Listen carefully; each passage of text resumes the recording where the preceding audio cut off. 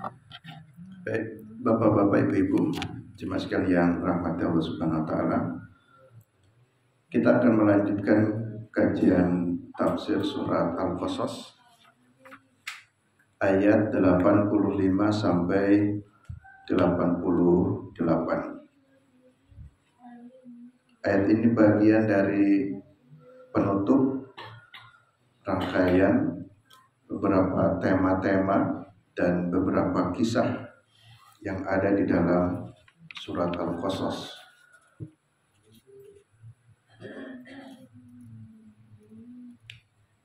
Di dalam surat Al-Qasas pada bagian terakhir menjelaskan kisah Qarun. Wa hada ya'ni anna Allah Ta'ala ba'da anna qassa fi hadhihi surah ala rasulihi qasasa Musa ma'a Fir'aun wa qasasa Qarun ma'a qaumihi Bani Israil wa bayyana ala kullu man taghin aqabahu bi dzikri qasasin nabiyyi wa ashabihi ma'a qaumihi. Setelah Allah menjelaskan tentang kisah Nabi Musa dengan Fir'aun, kisah Qarun beserta kaumnya Bani Israel, dan juga Allah menjelaskan bagaimana akibat kebinasaan diberikan kepada orang-orang yang melampaui batas. Kemudian ditutup di bagian akhir ayat 85 sampai 88, Allah menjelaskan tentang sedikit kisah Nabi SAW bersama para sahabatnya. Kita lihat satu persatu ayat yang pertama. Innalladzi, maksudnya ayat 85. Innalladzi farada alaikal qur'ana, sesungguhnya alladzi zat Allah maksudnya. Farada alaikal qur'an, farada di situ artinya fardu. Fardu itu dimaknai anzala, menurunkan. Allah telah menurunkan bagimu Al-Quran maksudnya. Jadi faradha yang artinya wajib atau fardu, tapi maknanya anzala. Allah telah menurunkan Al-Quran kepadamu. Atau juga dimaknai faradha itu innallaha alladzi aujaba 'alaika amala bil Qur'an. Betul-betul diartikan juga dengan kata wajib. Allah mewajibkan untuk mengamalkan Quran. Ya. Jadi yang pertama, faradha itu bisa maknanya anzala, berarti Allah telah menurunkan Al-Quran kepadamu. Atau di sini maknanya bisa aujaba, Allah mewajibkan alaika bagimu, yakni beramal amal itu dengan Quran.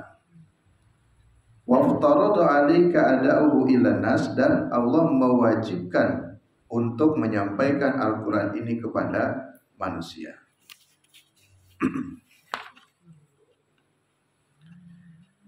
Sehingga kalau digabungkan maknanya, farada 'alaikal Quran itu ada 4 makna. Jadi Allah membuka kalimat dengan farada 'alaikal Qur'an, itu ada 4. Yang pertama, anzalahu 'alaikal Qur'an. Pertama, Allah menurunkan Quran. Di Al-Quran telah diturunkan kepadamu Muhammad. Dan hari ini kita memegang Quran, membaca Quran, dan juga belajar memahami Quran. Ini anzala, telah turun sungguhnya pada kita. Kita semuanya sudah mendapati Al-Quran ini.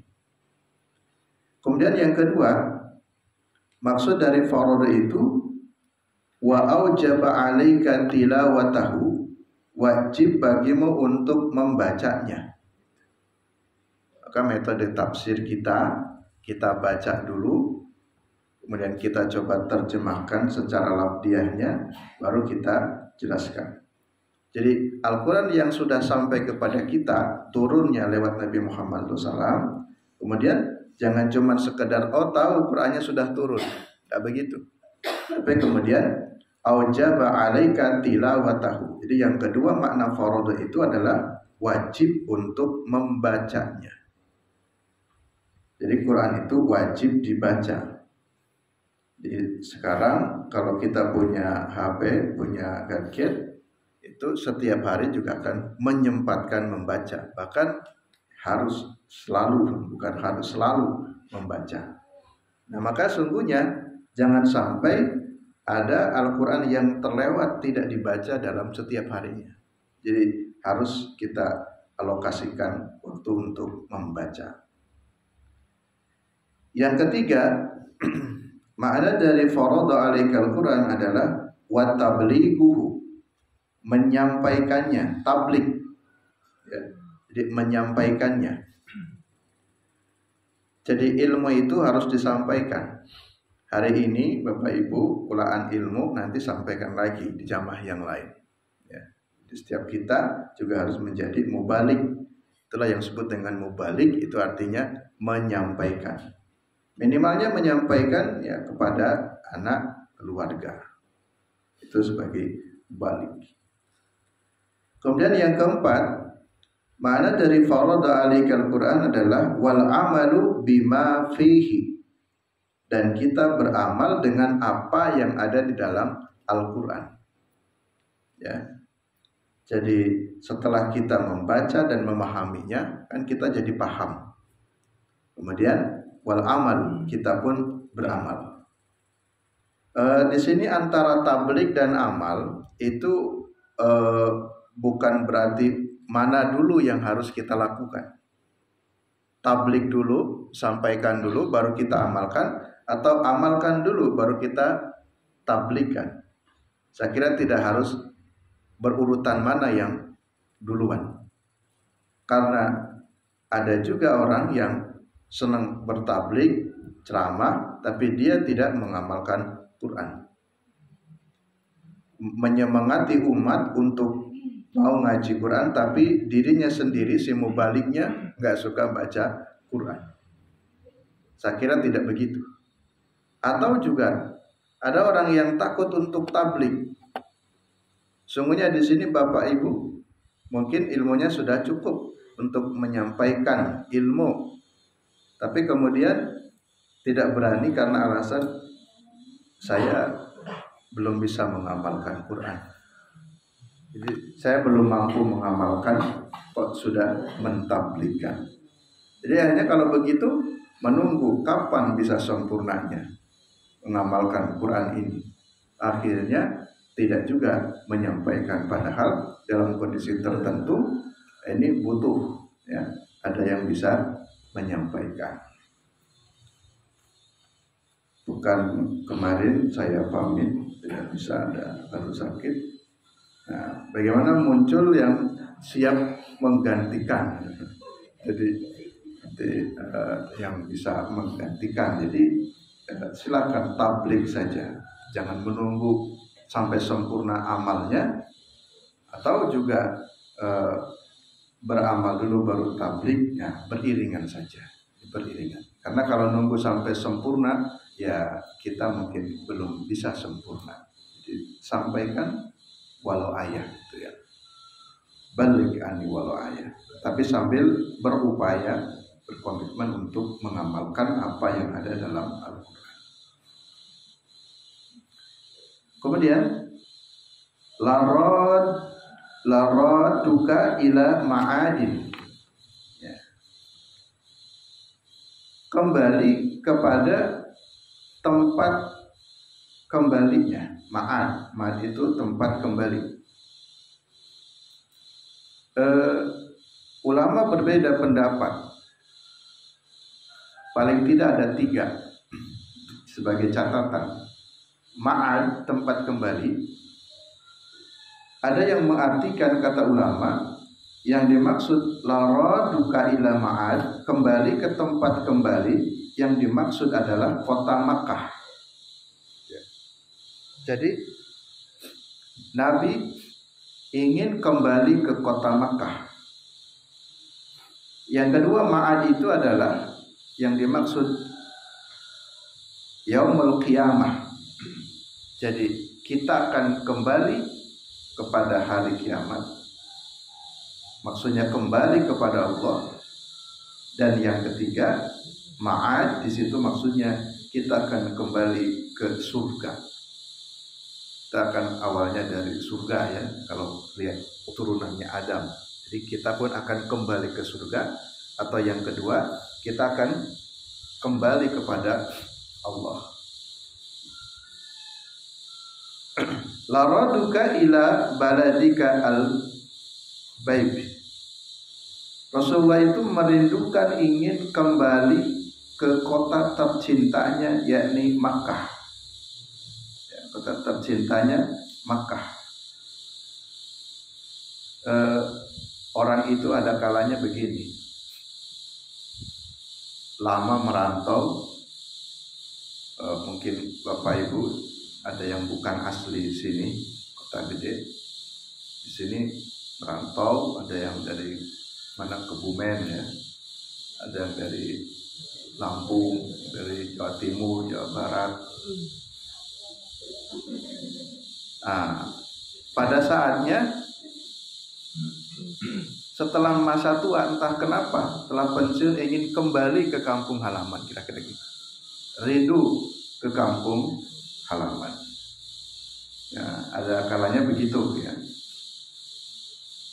Ada seseorang juga yang saya temui, dulu beliau tokoh di majelis tabligh ya, orang Lampung, sudah berkarir di sini.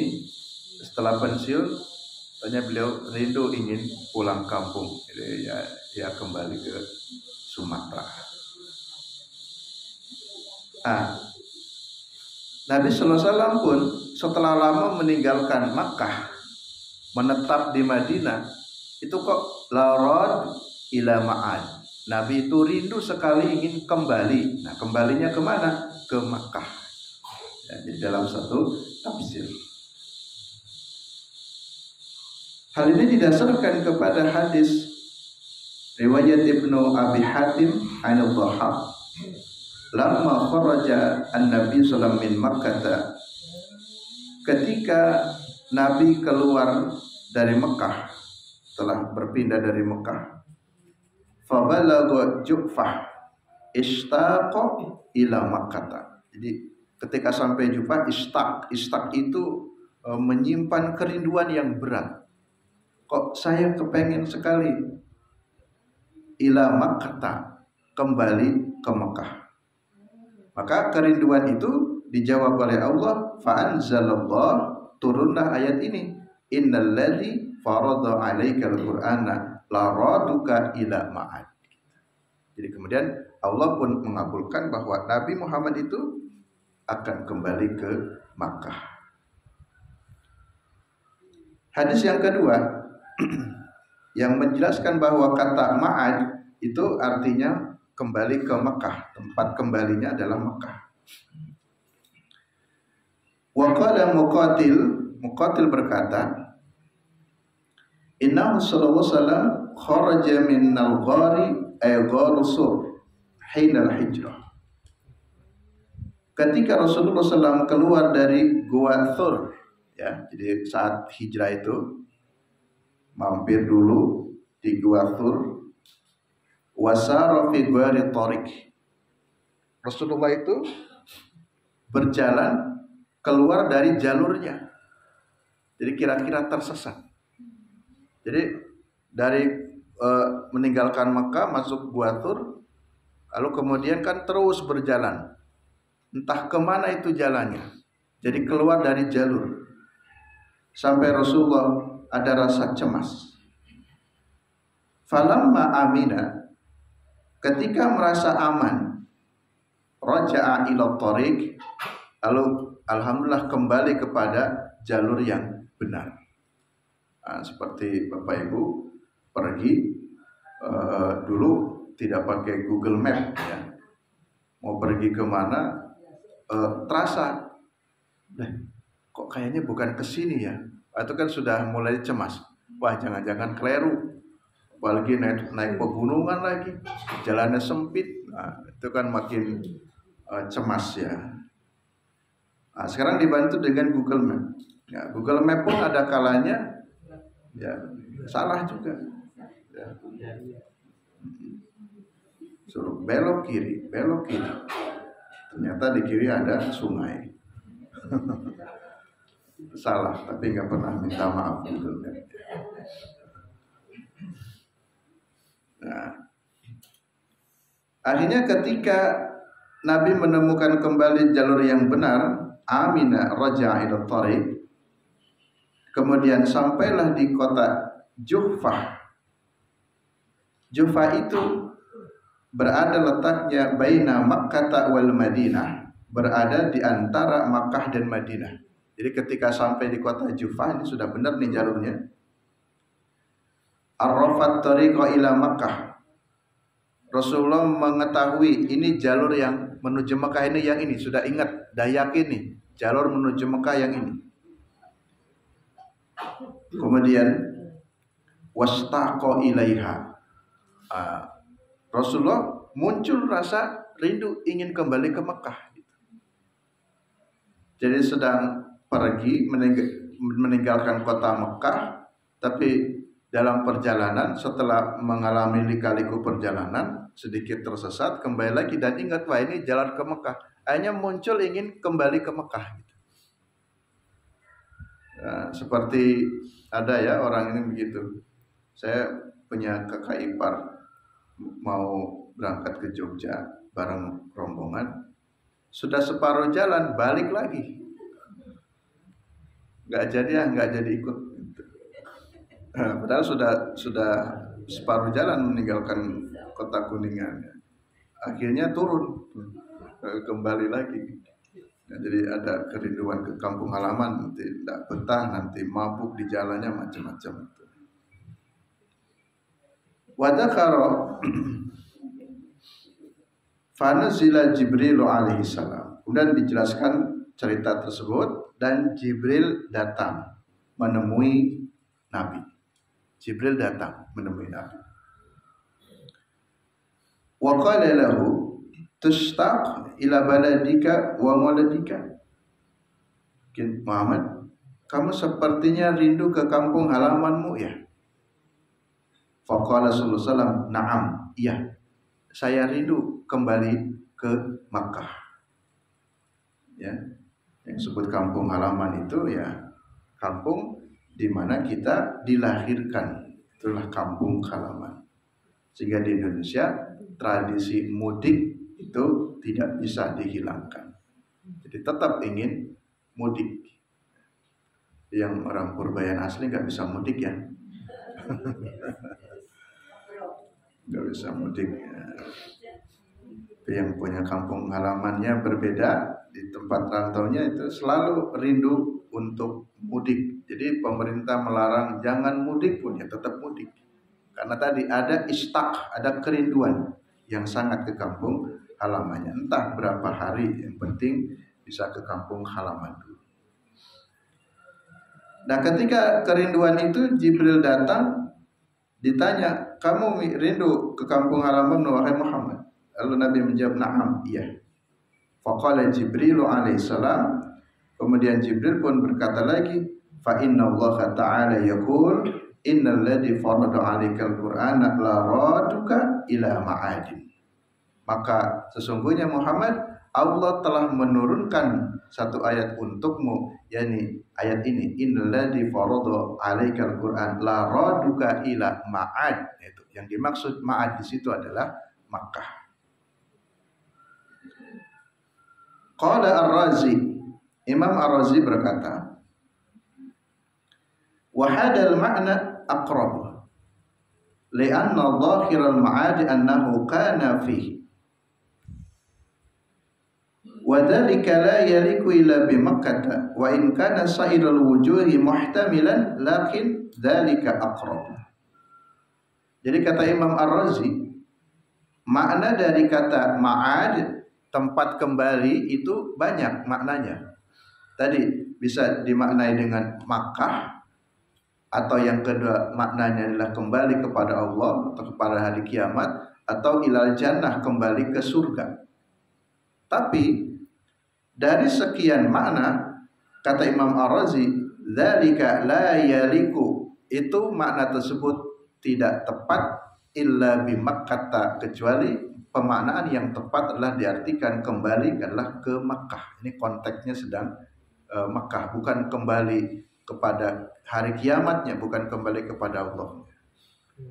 Walaupun in kana sairul wujuh muhtamilan, seluruh penafsiran itu sangat memungkinkan diartikan ini bisa saja, ya, muhtamilan. Lakin dzalika aqrabu, tetapi penafsiran yang mengartikan la radduka ila ma'ad, kembali itulah ke Makkah, itulah yang lebih benar, yang lebih aqrab. Baik, sudah 2 kalimat kita jelaskan kepada kalimat faradu alaikal Quran dan la raduka ila ma'ad. Qul, katakanlah, Rabbi, Rabbku, a'lamu, lebih mengetahui, man ja'a bil huda wa man huwa fi dhalalim mubin. Allah itu zat yang maha mengetahui, a'lamu, ya.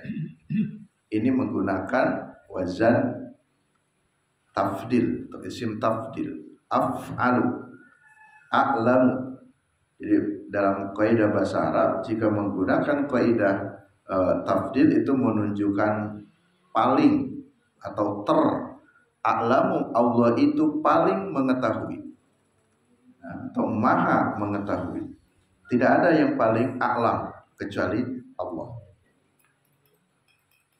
Allah itu maha mengetahui siapa-siapa di antara kalian yang ja'a bil huda, jadi mau menerima petunjuk, dan Allah mengetahui siapa di antara kalian yang fil dhalalim mubin, siapa yang tersesat, bahkan sesat yang nyata.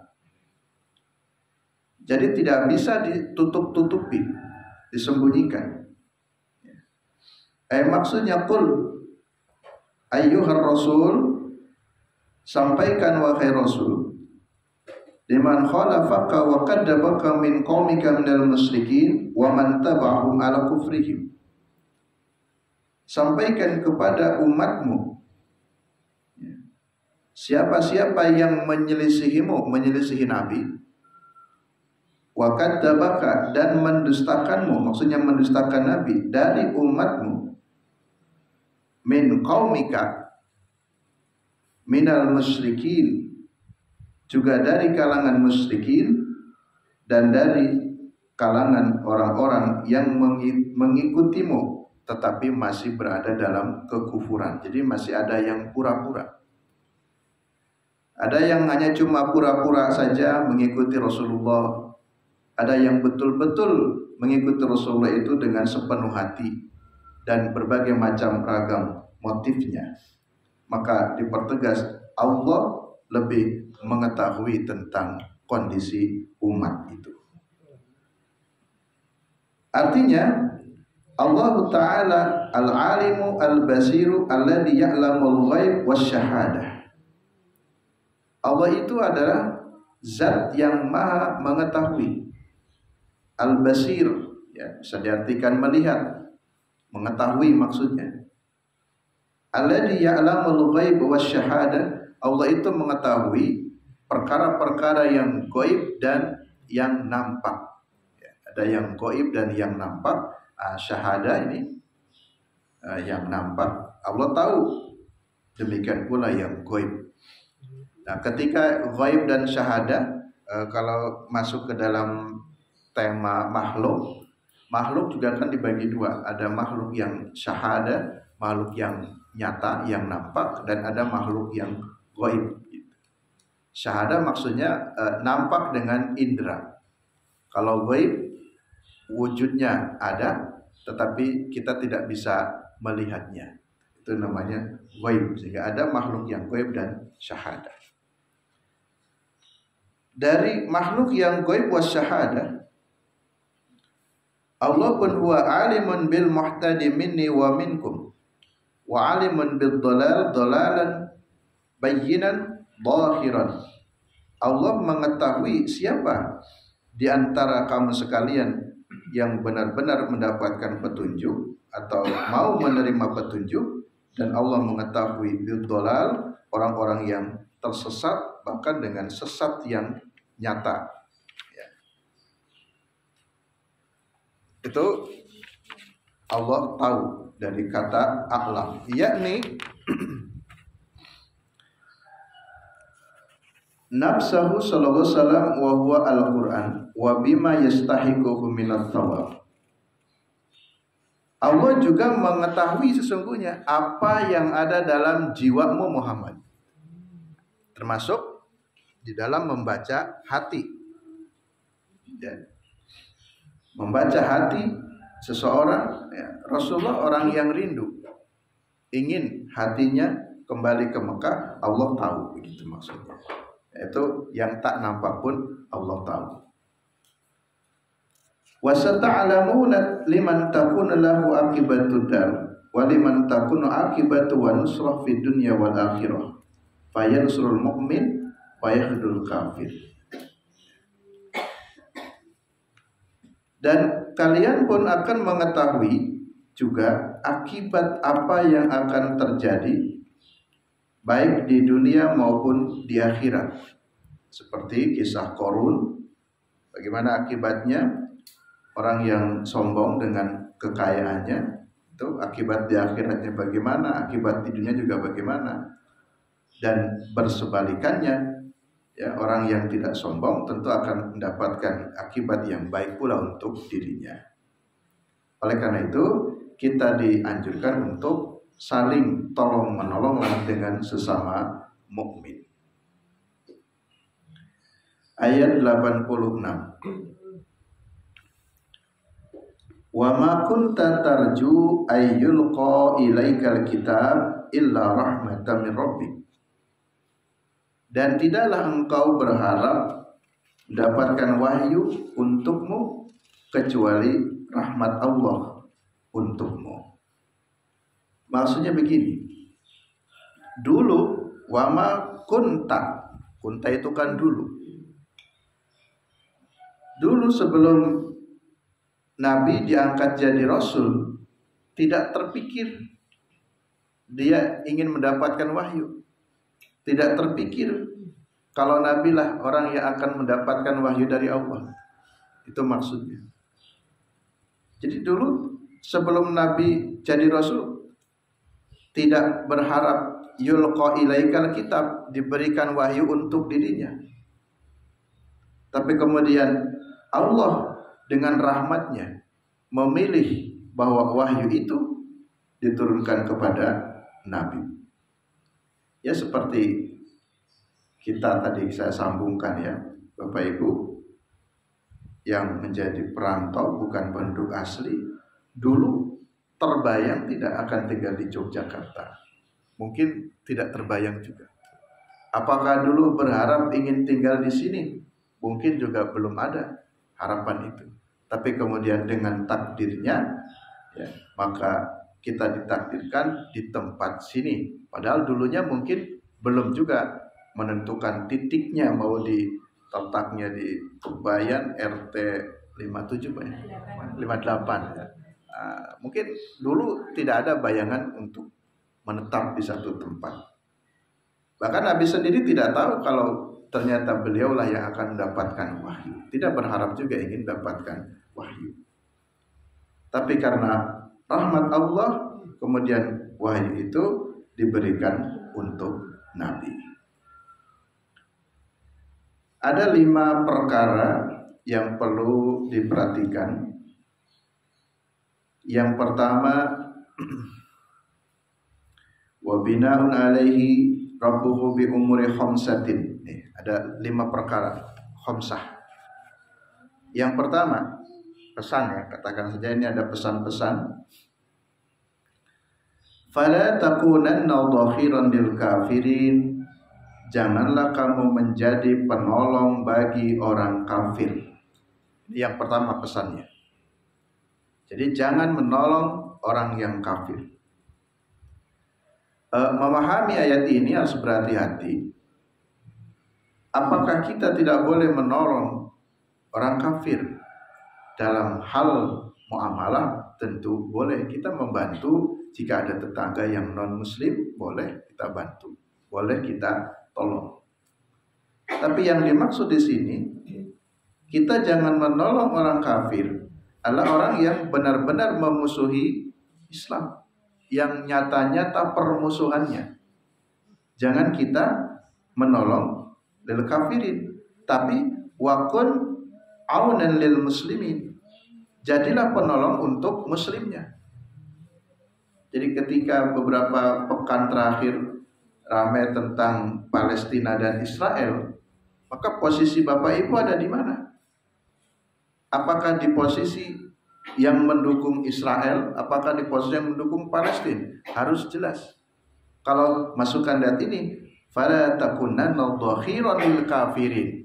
Orang Israel jelas-jelas memusuhi orang-orang Palestina, bukan memusuhi, nyata-nyata terang-terangan membunuhnya. Genocide malah. Nah, tentu konteksnya harus diletakkan sesuai konteksnya masing-masing. Tapi bukan berarti kita tidak boleh menolong orang kafir. Nah, jika memang harus ditolong, ya tolonglah. Tidak dilarang dalam hal-hal tertentu. Tapi jika ada orang kafir yang nyata-nyata permusuhannya, nah, kenapa kita menolong orang kafir? Tapi di sini justru berkebalikannya. Yang harus diutamakan itu kun aunan lil muslimin. Tolonglah orang muslimnya. Jadi berarti kita harus yang mendukung kepentingan kaum muslimin Palestina. Maka seruan-seruan boikot produk Yahudi, bahkan sudah ada fatwa ulama juga ya. Tapi fatwa ini tidak tajam, tumpul, karena kita juga masih beli lagi produk-produknya. Nah, jadi kesulitan juga ya. Sampai fatwa pun sudah keluar sebagai sebuah ya himbauan moral ya, jangan membeli produk-produk yang berkontribusi itu di dalam agresi Zionis.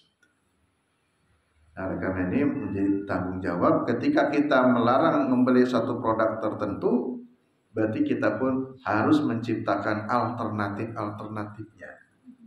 Maka di grup RT ada yang mau jualan singkong, jualan ikan, jualan apa, daripada beli produk lain. Nah, kita saling menginformasikan sabun penggantinya apa nih. Kita biasa beli merek A, merek B. Ketika dilarang membeli merek itu, tapi kita tidak tahu juga alternatifnya apa. Siapa tetangga, siapa orang komunitas yang punya ini ada alternatif. Jangan beli produk A, tapi ada alternatif produk ini. Nah, itu akan lebih baik. Ya. Jadi kun aunan lil muslimin, yang diutamakan menolong yang muslimnya. Jika menemukan orang kafir yang nyata-nyata kekafirannya dan nyata-nyata permusuhannya. Pesan yang kedua di ayat 87. Wala yasuddunaka an ayatillahi ba'da id unzilat ilaika. Jangan menghalangimu dari ayat-ayat Allah setelah Al-Quran diturunkan kepadamu. Artinya setelah Al-Quran turun kepada Rasulullah, tak boleh ada satupun yang menghalang-halangimu dari ayat-ayat Allah ini. Kemudian pesan yang ketiga, wad'u ila rabbika. Ajaklah kepada Rabbmu. Maksudnya di sini maknanya perintah dakwah. Wad'u ila ibadati rabbika wahdah la syarikalah. Ajaklah umat ini untuk beribadah kepada Allah semata. Maksudnya sampaikan agama ini. Wa'alin risalatahu. Ya, sampaikan risalah ini.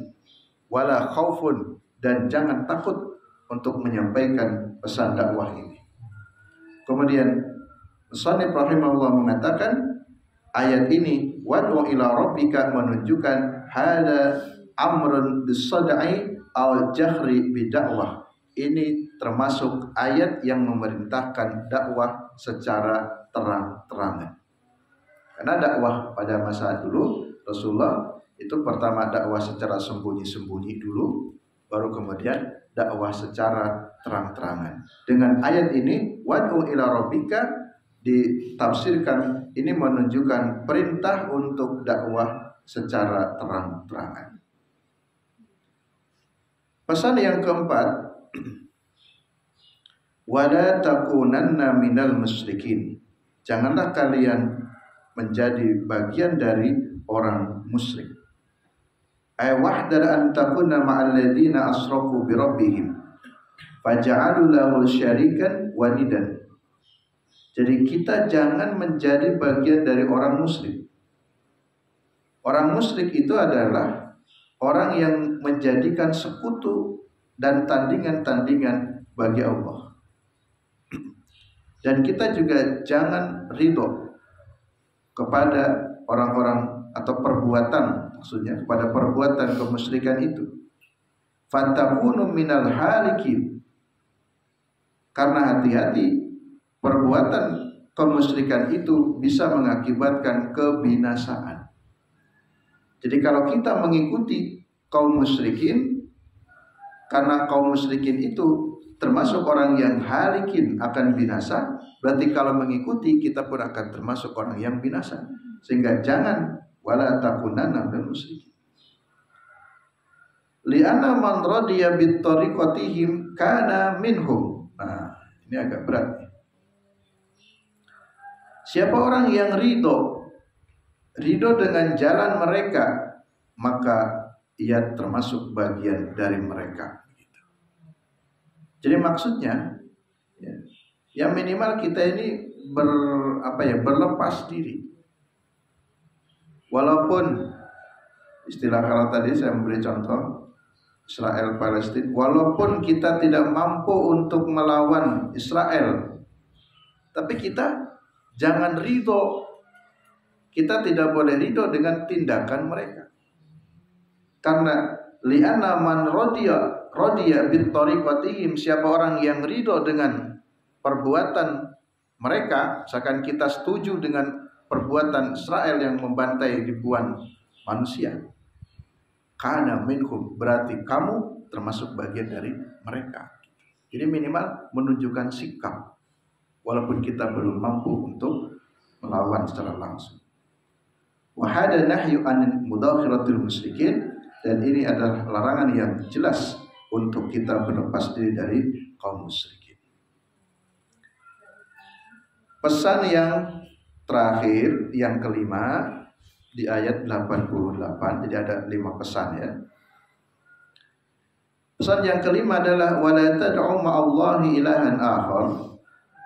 Kalian tidak boleh menyembah bersamanya Allah Tuhan yang lain. La ilaha illahu, tidak ada Tuhan kecuali Dia Allah.